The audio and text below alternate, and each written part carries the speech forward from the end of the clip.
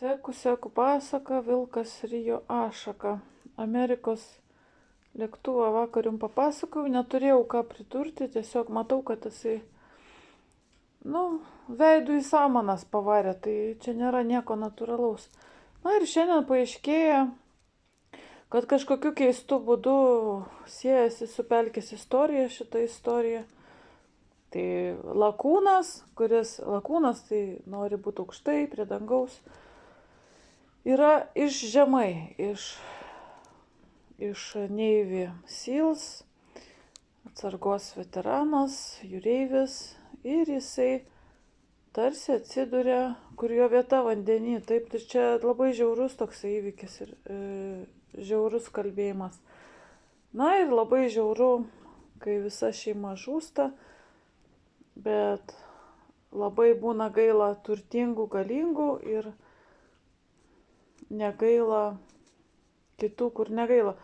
Man kažkaip asocijavo su mano šeima, kad tokia graži šeima, viskas dingo, viskas pražuvo, viskas subirėjo.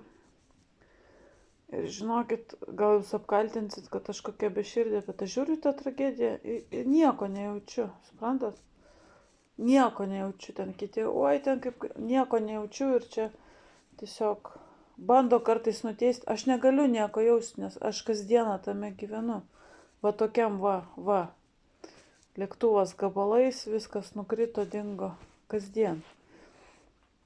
Ir čia kas nepatyręs nesuprastų, kad išgyventum, tu užkietėjai, pasitarai labai kietas ir ten visi, čia.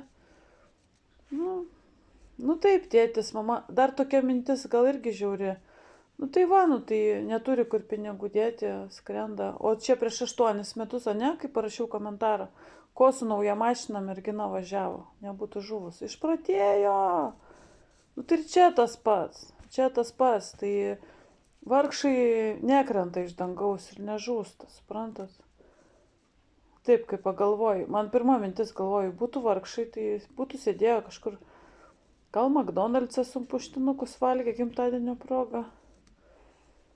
Čia tokia, kaip jūs mėgstat sakyti, ritualinė auka panašu.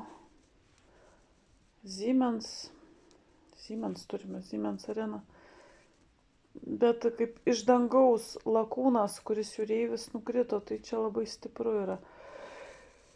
Ir mūsų pelkių dėdukas irgi buvo ir lakūnas, ir jūreivis, ir čia gal tos istorijos, kad tokia daina galiu pabaigti.